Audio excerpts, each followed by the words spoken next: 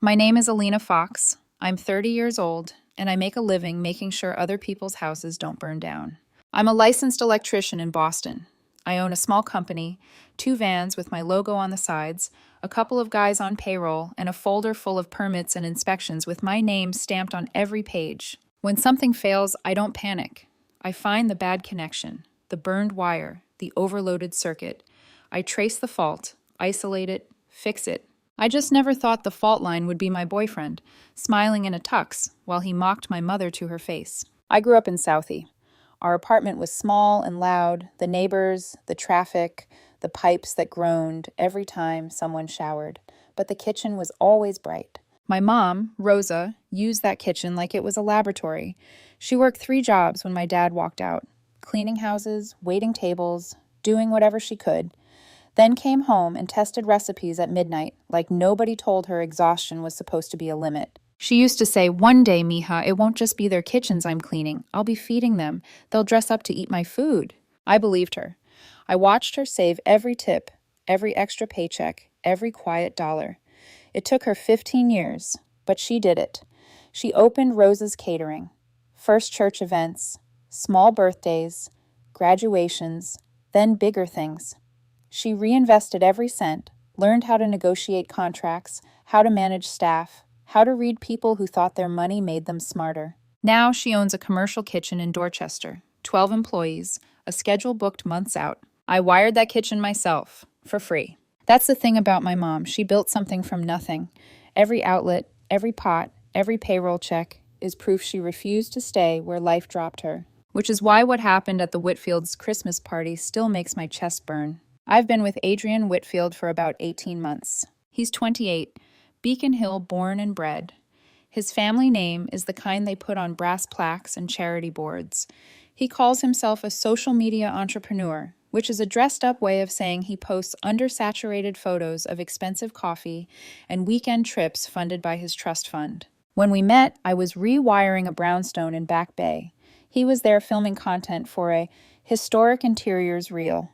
He made some joke about my tool belt. I made one back about his manicure, and somehow we kept talking. He liked telling people he was dating this insanely grounded electrician from Southie. At first, it sounded charming. He'd say things like, "You're so real compared to the people I grew up with," or, "You've got that working class charm, Lena. It's refreshing." Back then, I heard special. Now I hear pet project. But at the time, I was just a girl with a voltage tester and a soft spot for men who listened when I talked about wire gauges. Adrian's world was different. Dinners in Beacon Hill townhouses, hotel bars, where the cocktails cost more than my boots, conversations about boarding schools and family foundations. I wasn't impressed, exactly, but I was curious. And then came the Whitfields' annual Christmas party. Adrian talked about it for weeks. "You'll love it," he kept saying. "It's basically the city's unofficial holiday summit. Everyone who matters is there." Everyone who matters. I laughed it off, but the phrase stuck under my skin like a splinter. Then I saw the catering contract on my mom's desk one Tuesday afternoon. "Whitfield Residence, Beacon Hill?" I asked, picking it up. "Is this—" "Big house," she said, not looking up from her order sheet. "Annual Christmas thing." They booked through an event planner. Why?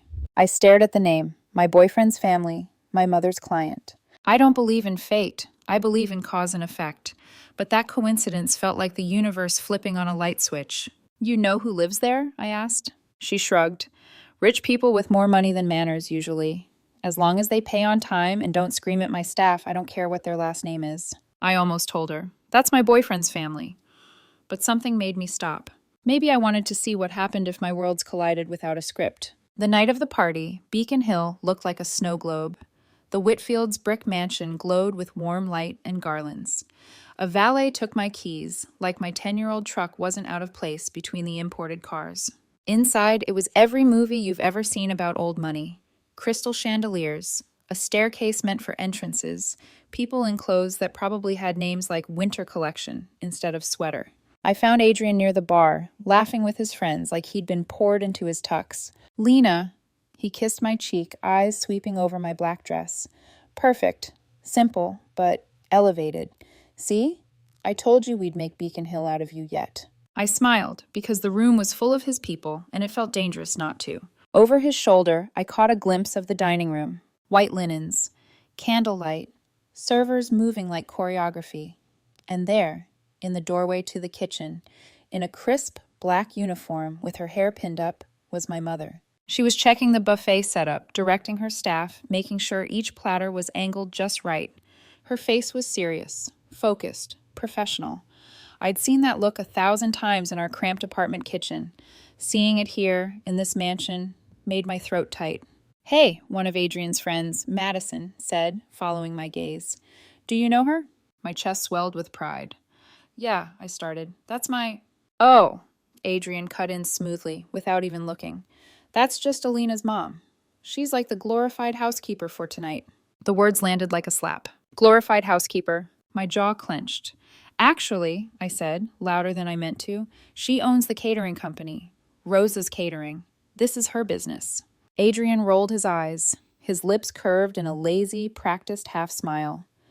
"Same difference, babe. She's still the help." The group laughed, not loudly, just enough. Heat shot up my neck. "She built that company from nothing," I said, my voice steady but sharp. "She employs 12 people. She owns her kitchen. She didn't inherit a trust fund. She built her own." The laughter faded. A couple of people shifted uncomfortably. Madison looked from me to Adrian like she was watching live theater. Adrian's smile froze. His fingers tightened on his glass. He leaned in, fingers slipping around my elbow, his grip harder than it needed to be. "Lena," he hissed under his breath, "you're making a scene." "No," I said, jerking my arm free. "I'm correcting you. You reduced my mother to the help at an event she's running." "That's disrespect, Adrian. I'm not going to smile through it." His face flushed a dull red. His gaze flicked around, checking who was watching. And there were a lot of them. "Do you have to be so sensitive about your family all the time?" he snapped, louder now. "It's exhausting. This is exactly what I mean when I say you don't understand social dynamics." Something in me went very still. "What social dynamics?" I asked. "The part where you pretend people who work for a living are beneath you?" A few heads turned. A server froze mid-pour. Adrian laughed, but there was no humor in it. "You're being ridiculous." He took a step back, raising his voice, performing confidence. "You're such a little mama's girl, you know that?" he said. "Maybe a hard hat and steel-toed boots would suit you better since you act more like the help than a real lady." The words sliced the air, bright and sharp. The champagne chatter around us dimmed. Someone coughed. Someone else stared at their glass, like it might offer an exit. My ears rang. For a second, all I could see was my mother, in the doorway, lockering over the buffet, working, serving, being reduced to the help by a man who'd never worked a double shift in his life. I straightened my shoulders. "Defending my mother isn't being a mama's girl," I said, clearly enough for anyone nearby to hear. "It's called loyalty. It's what people do when they don't treat their families like props." His jaw clenched. "Alina?" "And for the record," I added, "my mother is not the help. She's a business owner. There's nothing unladylike about hard work. Maybe if you knew anything about real work, you'd understand that." I didn't wait for his response. I walked past him, straight to the dining room. Rosa looked up, surprised. "Hey, mija," she started. "You look The food looks incredible," I said, kissing her cheek quickly so she wouldn't see my eyes. "As always, you're killing it." She searched my face for a heartbeat, reading me the way only mothers can, but there was no time to talk. A staff member called her from the kitchen. Duty pulled her away. "Later," she mouthed. "Later," I lied. Then I turned and walked out of the Whitfields' mansion, my heels echoing on marble like a countdown. Outside, the air hit me like ice. I handed my ticket to the valet with shaking fingers, slid behind the wheel of my truck, and just sat there. My reflection in the windshield looked like a stranger. Lipstick, earrings, hair pinned up the way Adrian liked. My hands, though, were still my hands. Calloused, steady on a good day, trembling now. 18 months together. Dinners, trips, whispered plans about maybe moving in someday. And in one sentence, he told me exactly where he thought I belonged. With the help. My phone buzzed. A text from him lit up the screen. "Adrian, you're overreacting. Come back inside so we can talk like adults." I stared at the message until the letters blurred. For the first time since I started dating him, I didn't answer. I shifted the truck into drive and pulled away from Beacon Hill, leaving my boyfriend in his mansion and my mother in her kitchen. Somewhere between those two worlds, a wire had burned through. I didn't know it yet, but that night wasn't the failure. It was the moment the system finally showed me where the real fault had been hiding all along. The Monday after the party, the city looked the same. Same traffic on the Mass Pike, same impatient honking, same gray buildings. Nothing about Boston's skyline betrayed the fact that my relationship had cracked down the middle. But my phone did. By noon, I had 10 unread messages and 3 missed calls from Adrian. Adrian. You really walked out? Adrian. You embarrassed me in front of everyone. Adrian. We need to talk about what happened. Adrian. You took a joke way too seriously. Every message shifted the blame right back to me. I spent the morning crawling through attics and basements, replacing old knob and tube wiring with modern lines. I love old houses, how they pretend to be solid and timeless, but inside their guts are fragile, outdated, waiting to fail if you don't pay attention. By noon, I was sweaty, dusty, and still furious. At lunch, I sat in my van, unwrapped a sandwich, and finally answered his call. Lena. His voice came through bright, like nothing was wrong. Thank God. I was starting to think I'd have to show up at one of your job sites. You do realize I work with live electricity, I said, picking at the crust. Not a great place for drama. He laughed like I was adorable. Can we talk like adults? I feel like this whole thing has been blown completely out of proportion. Out of proportion. A spark snapped inside my chest. Fine, I said. Tonight, your place. Perfect, he said quickly. We'll open a bottle of wine, decompress. You'll see this is all just misunderstanding. He said it like he'd already decided the ending. Adrian lived in a renovated townhouse with crown molding and the faint smell of expensive candles.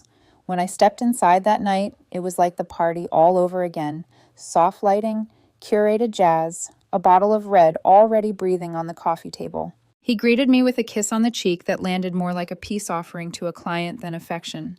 You look tired, he said, eyeing my work jeans and hoodie. Long day with the circuits? Long weekend with the class system, I said, dropping my keys in a little bowl by the door. I forced a smile. But sure, let's talk. We sat on the couch. He poured the wine like he was hosting a podcast about sophisticated conflict resolution. So, he started, the party. I waited. He sighed. You stormed out in the middle of my parents' event, Alina. People noticed. My mother's been asking questions. I've been doing damage control all weekend. You've been doing damage control, I repeated slowly. For what exactly? Me defending my mom?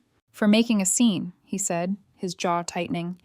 You escalated a harmless comment into a public argument, in front of people who matter, I finished for him. Yeah, I heard that part. He rolled his eyes. You know what I mean. Do I? I set my glass down. Explain it to me. Explain how calling my mother a glorified housekeeper is harmless. His mouth pressed into a thin line. He swirled his wine like it might give him better words. Alina, she was working, he said.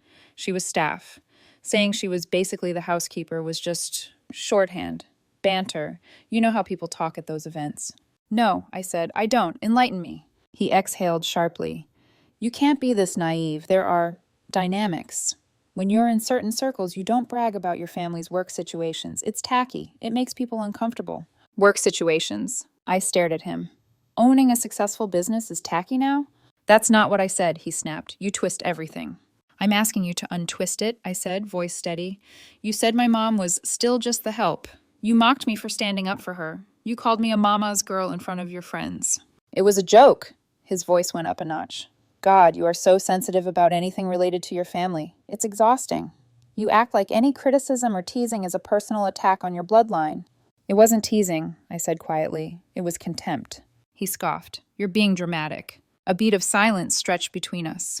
The jazz music in the background felt like a bad joke. So, in your mind, I asked, my mom deserves less respect because she works for her money instead of inheriting it? He sat back like he needed more distance to look down at me. Don't twist my words, he said again. This is what I mean. You come from a different world, and you don't seem to understand how to navigate these spaces. There are people who host and people who serve. It's not personal. It's just how things are structured. Host and serve, above and below. Natural wiring, according to him.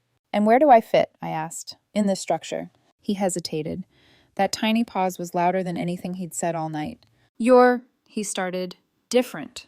You've worked hard to elevate yourself. You're not like your mom. Something in me went cold. Elevate myself, I repeated. From what exactly?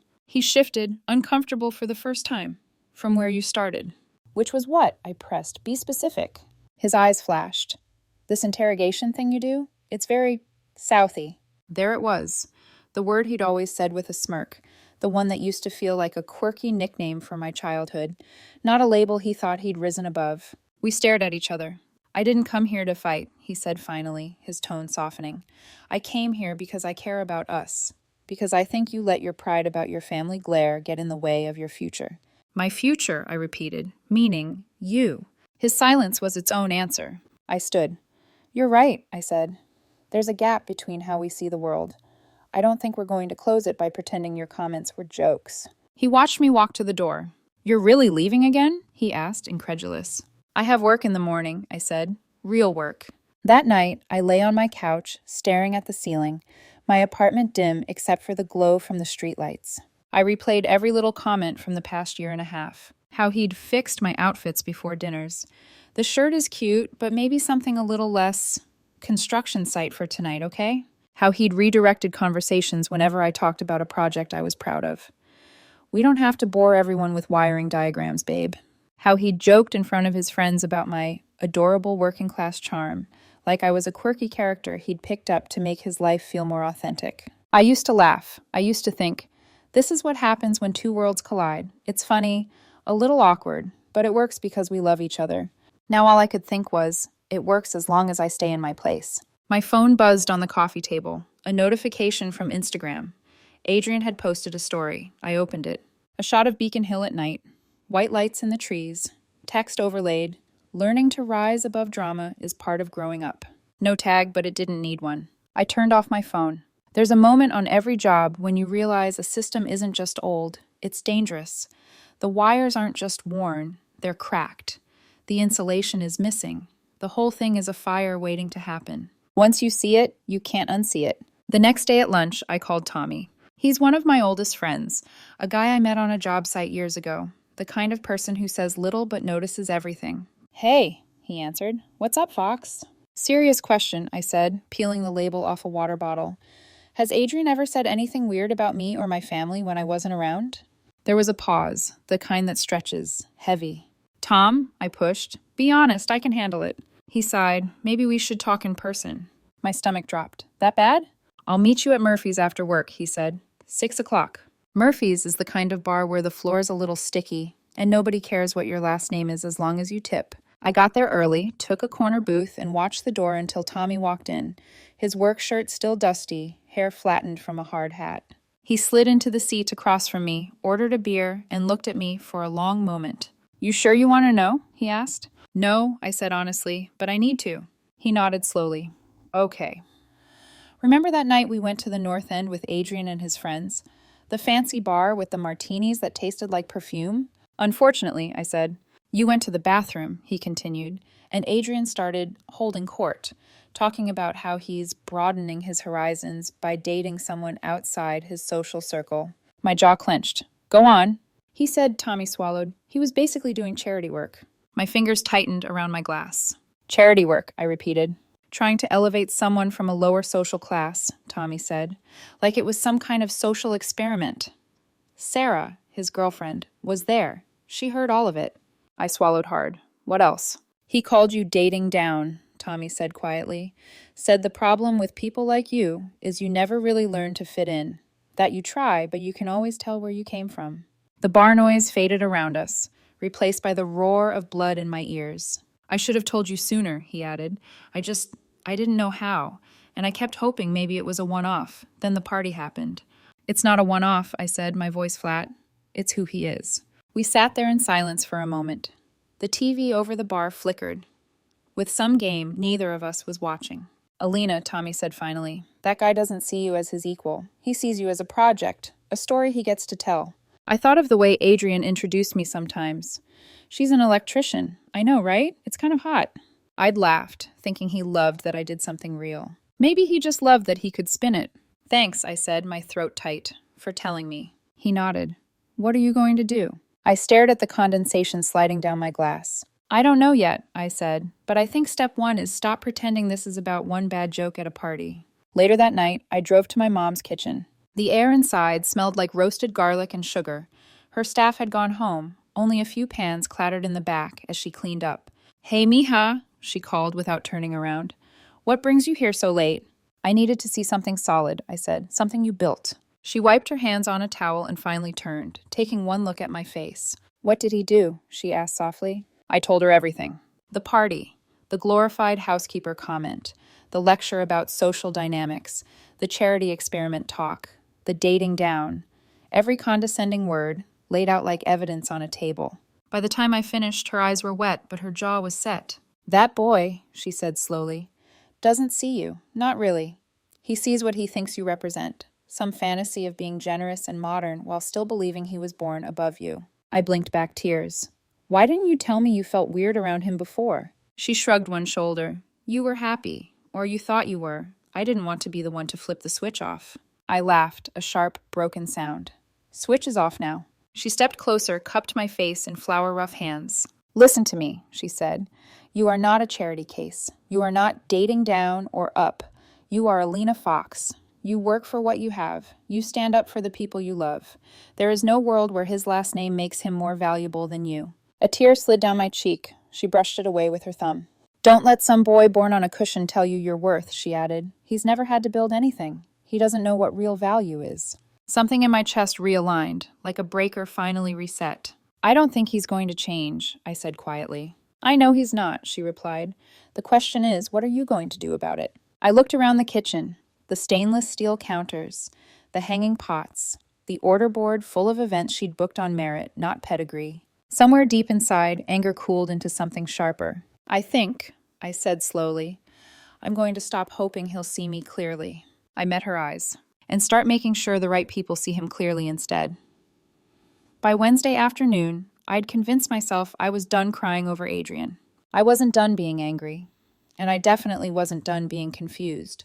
But the tears had dried into something colder, a kind of clarity that made everything sharper, louder, more precise. I was finishing a job rewiring a 3-story condo in Cambridge when my phone buzzed in my pocket. I ignored it at first. I was splicing wires, but it buzzed again and again. Finally, when I stepped outside to grab a tool from the van, I checked. "Danny, Lena, emergency. Get to Thinking Cup on Newberry Street. Now." Danny is not a dramatic guy. He's the kind of friend who communicates in grunts and head nods. If he used the word emergency, something was happening. Me. "What's wrong?" "Danny. Just get here. Trust me." A chill ran up my arms despite the cold January air already stinging my skin. I packed up early, told the homeowner I'd be back in the morning, and drove across the river. Traffic was awful, but adrenaline kept me from noticing. When I finally found parking and walked up to Thinking Cup, Danny was already outside, hands stuffed into his jacket pockets, his knee bouncing, jaw tight. That alone scared me. Danny only ever looked like that on the job site when someone had almost electrocuted themselves. "What happened?" I asked. He jerked his chin toward the window. "Look inside." I followed his gaze. There he was. Adrian, in a pristine camel coat, sitting at a corner table with Madison and 2 other Beacon Hill friends I recognized from the Christmas party. Laughing, chatting, perfect posture, perfect expression, perfect performance. And then I heard Danny say quietly, "They're talking about you." My pulse spiked. "What?" "I was inside getting coffee," he said. "He didn't see me. I heard your name, so I listened." "Lena, you need to hear it for yourself." Everything inside me slowed down, then sped up all at once. "Come on," Danny said. "Sit near them. Just listen. Then decide what you want to do." I didn't move at first. Part of me wanted to walk inside and confront Adrian on the spot, flip a table, throw a latte, burn the whole illusion down. But Danny shook his head gently. "Not yet. Trust me." So I followed him in. We ordered drinks and chose a table close enough to overhear, but far enough not to be obvious. At first, all I caught were pieces. Charity case thing. Kind of done with the experiment. You can polish it, but you can't change what it is. My fingers tightened around my cup. Then Adrian's voice cut through clearly, smooth and amused. "Honestly, I've done my good deed. I tried to elevate someone from the working class, but there's only so much you can polish, you know?" Madison snorted. "So you're finally going to dump the electrician?" "Electrician. Not girlfriend, not partner, just category." Adrian shrugged. "I mean, it's been fun slumming it, and the sex is decent. Working class people definitely have that going for them. Grateful energy." Danny's hand shot out, squeezing my wrist to keep me seated. I wasn't breathing. I couldn't breathe. Another friend chimed in. But what about her mom? She was like catering your family's Christmas party, right? Adrian rolled his eyes so hard, even from across the cafe, I could see the disdain. Oh my God, that was so embarrassing. Alina got all defensive over her little mommy's business, acting like she's some mogul instead of just fancy hired help. I had to put her in her place. My stomach dropped to the floor. Put me in my place. He actually said it. Then came the dagger. The funniest part is how proud they are of that little catering business. Like, sweetie, you cook food for your betters and clean up after real parties. That's not entrepreneurship. That's just service work with delusions of grandeur. Madison laughed. So, like, are you done with them? Or are you still going to use her mom's company? The food was good, I'll give them that. Adrian made a disgusted sound. Oh, hell no. I'm going to make sure everyone knows they're not our kind of people. Can't have the help getting ideas above their station. I choked on air. Danny squeezed my wrist again. Easy. Let him talk. Let him bury himself. And wow, he really did. Honestly, Adrian continued, swirling his latte like it was scotch, I'll probably drag it out another month or two. Then I'll find a reason to end things. Something that makes it sound like it was her fault. Maybe she's not ambitious enough, or we want different things. Madison smirked. Classic. They laughed. They all laughed. Like I was a joke on a menu they'd ordered for entertainment value. My throat burned, but not from tears. From fire. Pure electrical fire. Danny and I slipped out before I could throw my drink at the back of Adrian's head. Outside, the air felt colder than before, or maybe it was just the shock spreading across my skin. We stood by my van, and Danny looked at me with the softest expression I'd ever seen on him. I'm sorry, Lena, he said. I really am. I nodded numbly. Thanks for calling me. You needed to know, he said, before he blindsided you. I swallowed. I guess he still might. Danny shook his head. Not if you beat him to it. Somewhere inside me, something heavy dropped into place. A switch flipped. A circuit closed. I wasn't crying anymore. I wasn't shaking. I wasn't even angry in the way I had been. This was something else. Something colder, more focused, more intentional. I need to go, I said quietly. Alina. I'm okay, I said. Really, I just need to think. He nodded and watched me climb into my van. Then I drove. Not home. Not to a job site. But to Rosa. When I walked into her commercial kitchen, she was plating sample dishes for a tasting. The air warm with roasted rosemary and citrus. She turned when she heard the door. Mija? What? I know everything, I said. Something in my voice made her freeze. I told her. All of it. The charity case. The slumming it. The elevating someone from the working class. The plan to sabotage her business. Every single word. By the end, she was holding the edge of the counter like she needed it to stay standing. Mijo de la gran, she muttered under her breath, slipping into Spanish so she didn't unleash something nuclear in English. Then she looked up at me. Her eyes were bright, angry, but steady. That boy doesn't know who he's dealing with, she said finally. I swallowed. Mom, he said he's going to make sure people stop hiring you. She waved a hand. Let him try. I blinked. What? She untied her apron, tossed it aside, and said in a tone I hadn't heard since she fought a corporate caterer over a stolen contract. Alina, I have been in this business for 20 years. I have alliances, I have friends, I have clients who love me more than they love their own families. That boy thinks Boston runs on old money. She tapped the counter. But this city runs on vendors, on planners, on small business owners who actually show up. I stared at her. She wasn't scared, she wasn't shaken, she was gearing up. What does that mean? I asked. It means, she said, a slow smile growing on her face, this isn't the first entitled brat who thought he could threaten Rosa's catering. She put a hand on my shoulder. Now the question is, what are you going to do about him? I looked down at my phone, where Danny's text still sat like a live wire. A plan formed, clear, simple, precise. I'm going to stop giving him the benefit of the doubt, I said. And I'm going to start giving him the truth. That night, for the first time since the party, I slept through the night. Not because I was at peace, because I was ready. I woke the next morning feeling different. Not lighter, not healed, but sharpened, like someone had filed down every soft edge inside me until I could cut through steel. I had a plan, a clean, controlled plan. Not emotional, not messy, just precise, like rewiring a panel that someone else had overloaded with bad connections. I spent the morning finishing the Cambridge job. My hands moved automatically. Strip wire, tighten screws, test current, but my mind ran simulations of the confrontation ahead. Every version ended the same way, with truth on the table and Adrian exposed for exactly who he was. At noon, I washed the drywall dust off my arms, pulled on a clean shirt, and drove to Beacon Hill. I parked 2 streets away, just close enough to walk, just far enough not to feel trapped if things went sideways. Before I stepped out of the van, I opened my phone, pressed record, and tucked it into my coat pocket. This time, he wasn't going to rewrite the narrative. This time, I'd have his words exactly as he intended them. Adrian opened the door with a bright smile, like the past week had been a minor inconvenience in his otherwise flawless life. "Lena," he said warmly, leaning in for a kiss.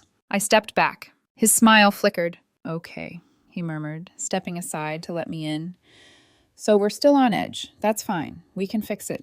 The townhouse was immaculate as ever. Fresh flowers on the entry table, jazz playing softly in the background.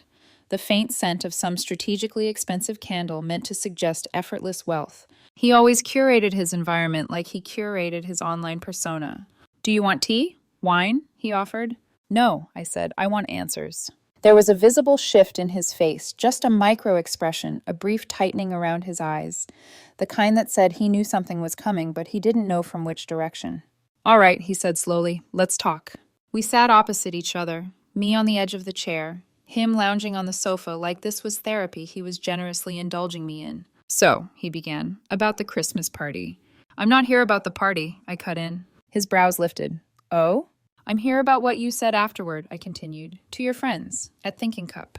The color drained from his face so fast I saw it happen in real time. "What?" he said, laughing lightly. "What are you talking about?" "I was there, Adrian," I said. "I heard everything." He froze. For a moment, he didn't blink, didn't breathe. Then he forced a chuckle that sounded painfully rehearsed. "Okay," he said. "So you overheard part of a private conversation. Context matters, Lena. You can't just—" "Context?" I asked. "Like calling me a charity case, saying you were slumming it, planning to keep me around just long enough to dump me on your terms so you look good? That context?" His jaw tightened. "It was a joke. It wasn't funny." Again, that sharp exhale, his signature sound when I wasn't reacting the way he wanted. "Alina," he said, leaning forward, voice dripping with condescension. "You have to understand. These things we say around friends, they're not literal. They're banter. We were just talking." "You were degrading me," I said calmly, "and my mother, and her business, and every person who works for a living." He scoffed. "Oh, don't be dramatic." There it was again. Dramatic, emotional, sensitive. The labels he used to turn my hurt into irrationality. "Let me help you understand something," he continued, switching into a tone he used when explaining wine pairings or art pieces he thought were above my comprehension. "There are different levels in society, different circles. Some people host events. Some people serve at them. It doesn't make anyone less valuable." "Except you called them the help," I interrupted, "and you said they shouldn't have ideas above their station." He flinched. "Just a little." "Enough." "That's not what I meant," he replied quickly. "I meant people should understand their place in certain social dynamics. You can't expect, Who decides these dynamics?" I asked. He blinked, thrown off. "What?" "Who decides who's worth more?" I pressed. "Who gets respect? Who's allowed to belong? Is it you? Your family? Old money in general? Who ranks everyone?" He stared at me for a moment, really stared, like he couldn't understand how someone like me had the audacity to question his worldview. Then he sighed, leaning back, eyes narrowing. "Some families," he said quietly, "have contributed to society for generations, built culture, created institutions, left legacies." I frowned. "And others?" "Others," he said, "show up later, and they work hard, and that's admirable, but it's different." "Different how?" He hesitated, then made the fatal mistake of telling the truth. "You people," he said, "think that because you work hard, you deserve the same respect as families who were born to matter." Silence. Cold, clean silence. A silence you only get when the last mask has finally fallen. I kept my voice steady. "Born to matter." He lifted his chin slightly, as if doubling down. "Yes, that's how the world works, Lena. Some of us were born with expectations, responsibilities, standards to uphold, and some weren't." "You really believe that?" I whispered. He shrugged. "I didn't make the system. I just understand it." I pulled out my phone and tapped the screen, stopping the recording. His eyes widened. What's that?" "Oh," I said lightly, rising to my feet. "Just a little insurance, since you care so much about reputation." His face went white. "You recorded me?" he demanded, voice rising. "That's illegal." It's not, I said. Not in Massachusetts. One party consent, and I'm the party. He opened and closed his mouth like a goldfish in shock. I took a breath. And just so we're clear, I added, I also recorded what you said at the cafe. The realization hit him like a punch. How dare you, he sputtered. You were spying on me? I was sitting behind you, I said, listening to you talk about me like I was a project you picked up from a charity auction. His expression twisted into something dark, ugly, venomous. You want to know what I really think? He snapped, standing abruptly. Fine, here. You are a blue-collar nobody who got lucky enough to date someone out of her league. I tried to help you become something better, but you can't change breeding. You will always be less.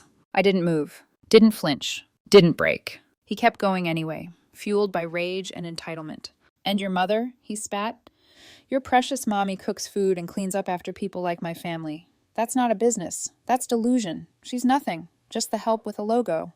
That was it. The last wire burned through. Thank you, I said softly. He frowned. For what? For finally telling me exactly who you are. I walked to the door. You think you're untouchable, I said. You think your last name makes you bulletproof. He laughed bitterly. Newsflash. No one in my circle will care what some electrician thinks about social class. You're nobody, Alina. You will always be nobody. I smiled. Good thing, I said. I don't need your circle. Then I left. Out into the cold air. Phone in my pocket. Truth in my hands. And a clarity so sharp it felt like power. I didn't call Rosa immediately. I drove for a while. Back streets, bridges, neighborhoods where people worked for what they had. Finally, when I parked outside my apartment, I dialed. She hadn't answered on the first ring. Maya? I have recordings, I said. Everything. There was a long pause. Then, in a voice filled with quiet, dangerous satisfaction, she said, That boy has no idea who he just challenged. Neither did I. Not yet, but I would soon. Rosa didn't ask to listen to the recordings over the phone. She told me to come to the kitchen. When I arrived, the staff had already gone home. The industrial lights hummed softly overhead, casting long shadows across stainless steel counters. My mother was sitting at her desk in the corner, reading glasses perched on her nose, flipping through invoices like it was any other night. But when she looked up and saw me holding my phone like evidence, she stood. No interruptions, she said. She walked to the front door, locked it, closed the blinds, then turned back to me. Play it. I did. Every word, every condescending note, every line about slumming it, the help, their station, born to matter. By the time the recordings ended, Rosa wasn't trembling. She wasn't crying. She wasn't furious. She was calm, dangerously calm. Mija, she said, removing her glasses with slow precision, we are done playing small. I swallowed. Mom, he said he's going to make sure people stop hiring you. She let out a quiet, humorless laugh.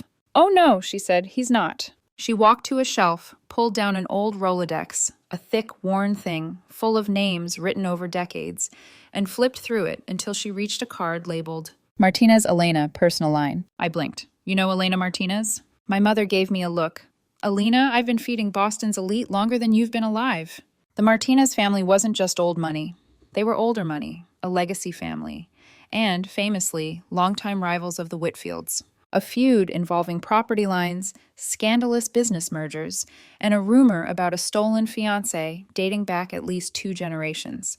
Mom, what are you doing? What needs to be done, she said, dialing. The phone rang only once. Rosa, querida. Elena's warm, commanding voice came through the speaker. To what do I owe the pleasure?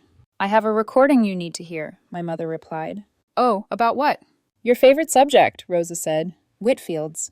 And their opinions about who deserves to matter. There was a sharp inhale on the other end. Send it. 10 minutes after Rosa hung up, her phone rang again. She put it on speaker. Elena, my mother answered. My husband and I just finished listening, Elena said, voice tight with restrained fury.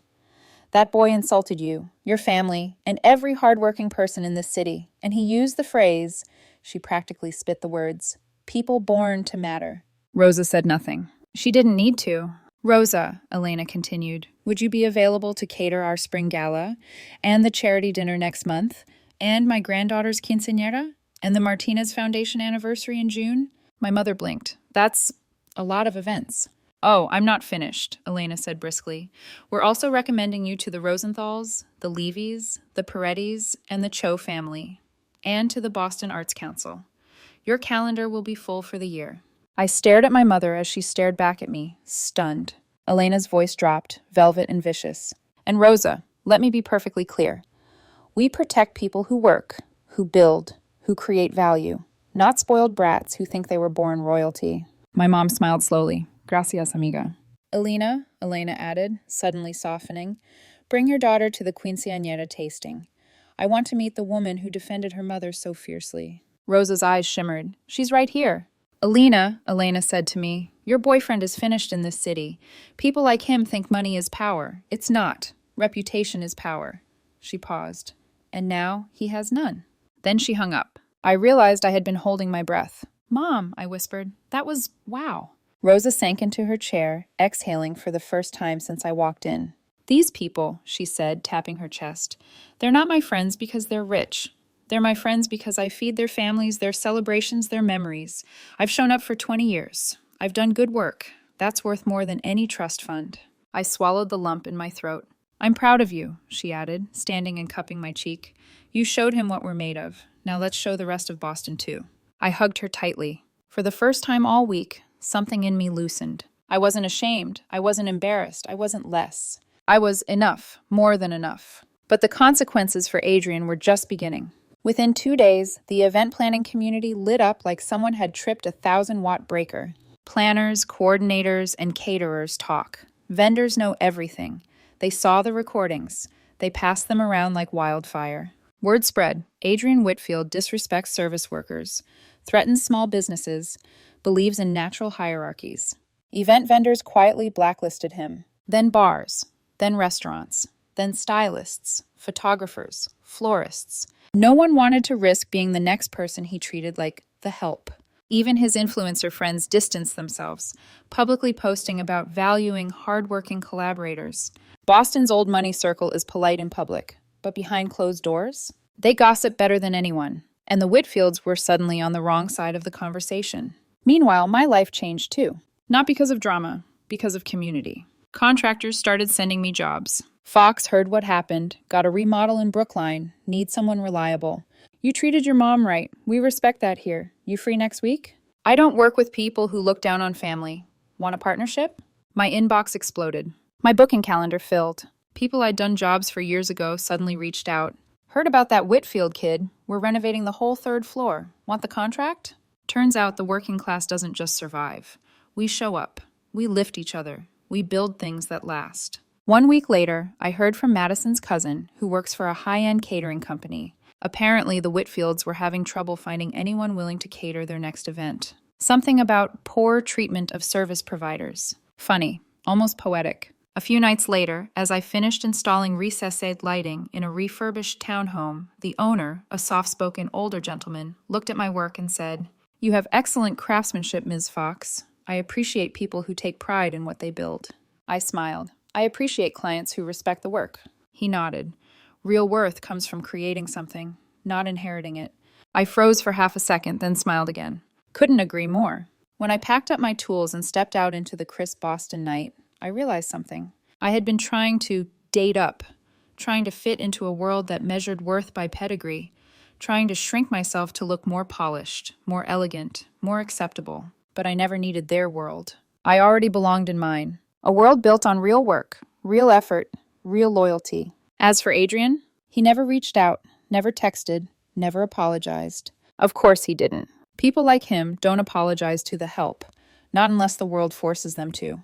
But he didn't show up at my door either. Because deep down he knew I had the truth.